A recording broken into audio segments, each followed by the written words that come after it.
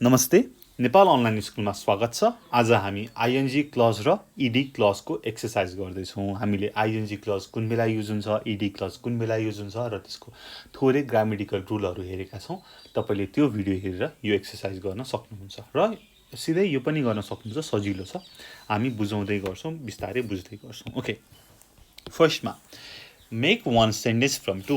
दुईवटा छ, एउटा बनाउनु पर्यो। Complete the sentence using I N G clause.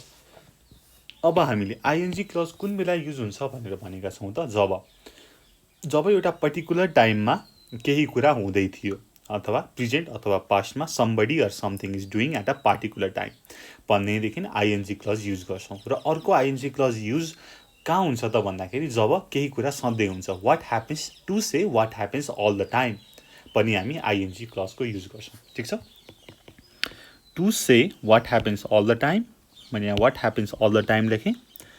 What happens all the time, happens all the time. अनि अर्को रुल के थियो त भन्दाखेरि वाट समबडी, मैले एसएमबिडीवाई लेखेँ, somebody or something is or was doing at that time, at that particular time. ठिक छ, यो दुईवटा कुरामा चाहिँ आइएनजी क्लजको युज हुन्छ भनेर हामीले अगाडि भनेका थियौँ। यहाँ पनि मैले भनेँ। र अझै बुझ्नु भएको छैन भने अगाडिको भिडियो हेर्न सक्नुहुन्छ, लिङ्क तल डिस्क्रिप्सनमा दिएको छ। सो 1 नम्बर हेरौँ। A bell was ringing, I was woken up by it. I was woken up by a bell ringing. 2, a taxi was taking us to the airport, it broke down. The taxi taking us to the airport broke down। हामीले के use गर्यो त, I N G clause use गर्यो। The taxi taking us to the airport broke down. 3, there is a path at the end of this street, the path leads to the river भनेको सधैँ हुने कुरालाई पनि हामी आइएनजी क्लज युज गर्छौँ भने what happens all the time पनि ING clause. So at the end of the street there is a path leading to the river, Four, a factory has just opened in the town, it employs 500 people भनेको a factory employing 500 people has just opened in the town. 5, a man was sitting next to me on the plane, he was asleep most of the time. The man sitting next to me on the plane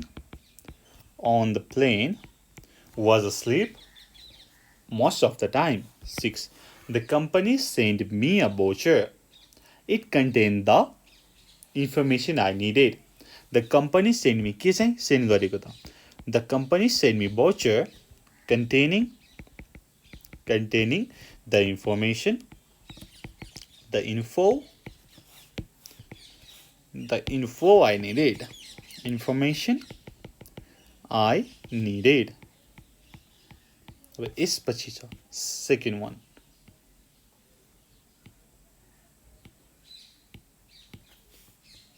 okay, just got crashed। अब हामी अघिकोमा कहाँ छ त त्यो भन्ने कुरालाई ठ्याक्कै मैले भेटेँ, यो माथिको भयो।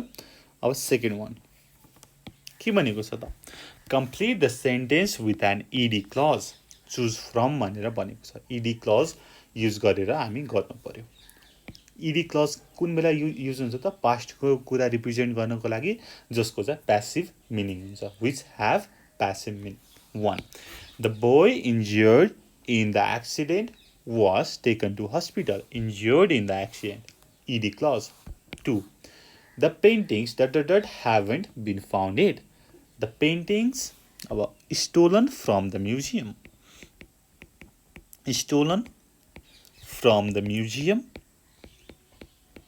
haven't been found yet. 2, we have repaired the gate, जुन चाहिँ ड्यामेज भएको थियो केले, स्टर्मले, damaged in the storm. We have repaired the gate damaged in the storm. In the storm. यस्तै गरी 4. Most of the suggestions were not practical. Most of the suggestions made at the meeting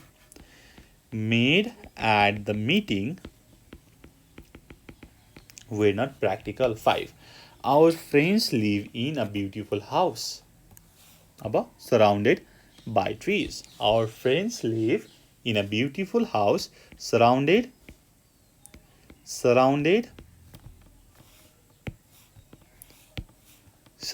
by trees. 6. Everybody, last one. Everybody involved in the project worked well. Everybody involved in the project worked very well. Okay. यस्तै गरी अर्को हेरौँ के हेरौँ भन्दाखेरि complete the sentences. Use the following verb in the correct form भनेको छ यहाँनेरि छ र यसमा चाहिँ ing लाग्छ अथवा ed लाग्छ हेरेर गर्नु पर्यो. अब ing कुन बेला लाग्छ जब कन्टिन्युअस को फर्ममा हुन्छ त्यसमा लाग्छ अथवा केही कुरा सधैं हुन्छ what happens all the time त्यसमा पनि ing क्लज लाग्यो. ed भनेको passive meaning जनाउन र past मा लाग्यो. ओके त्यति भन्दै मैले गरे. 1. I was woken up by a bell ringing. 2. George showed me some pictures painted by his father. 3. Some of the to the party can't come. अब invite गरेको भनेपछि past. Invite. Some of the people invited to the party can't come. 4. Somebody Jack phoned while you were out. अब कसैले चाहिँ call गर्यो जब म बाहिर गएको थिएँ भनेपछि कल गरिसक्यो. Somebody called Jack phoned while you were out. 5. Life must be very unpleasant for people near BG airport भनेको live को कुरा गर्यो. Living. Life must be very unpleasant for people living near BG airport. 6. A few days after the interview, I received an email माथि हेर्नुस् त offering me the job. 7.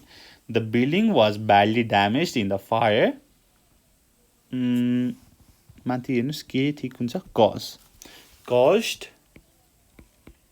by an electrical fault. 8. Did you see the picture of the trees down in the storm? भनेपछि blow first मै रहेछ. Did you see the picture of the trees blown down in the storm? 9. The waiting room was empty except for an old man in the corner. a magazine दुईटा कुरा छ. अब बसिरहनु भएको थियो उसको उहाँको एक्सन कम्प्लिट भएको थिएन ओल्ड म्यान को. The waiting room was empty except for an old man sitting in the corner studying छ कि reading a magazine. Sitting in the corner त्यसपछि reading a magazine. 10. Ian has a brother in a bank in the London and a sister economics at university in Manchester. अब काम गरिरहेको छ पढिरहेको छ. Ian has a brother working in a bank in London and a sister studying economics at university in Manchester. Okay, हामीले यसरी गर्यौं. अब अर्को लास्ट वान हेरौं एक्सरसाइज को के भनेको छ त भनेर भन्दाखेरि use the words in brackets to make sentences with there is there was. अब there is there was गरेर प्लस ing अथवा ed को प्रयोग गर्नु पर्यो. प्लस ed अथवा प्लस ing क्लज को है फेरि. ल 1. The house is empty भनेपछि त्यहाँ कोही पनि बसिरहेको छैन. There is nobody living in it. 2. The accident wasn't serious. There was nobody injured. 3. I can hear footsteps भनेको somebody come भनेको छ, कोही आइरहेको छ भनेपछि ing क्लज लगाउनु पर्यो. There is somebody coming. There is somebody coming. 4. I have spent all the money I had. अब मसँग केही पनि बाँकी छैन. I have होइन. There is nothing left. हामीले there लगाउनु पर्ने छ त. There is nothing left. 5. The train was full. A lot of people travel. अब there is अथवा there was. अब where होइन, past छ. There were अब people को कुरा गर्नु पर्यो. There were a lot of people.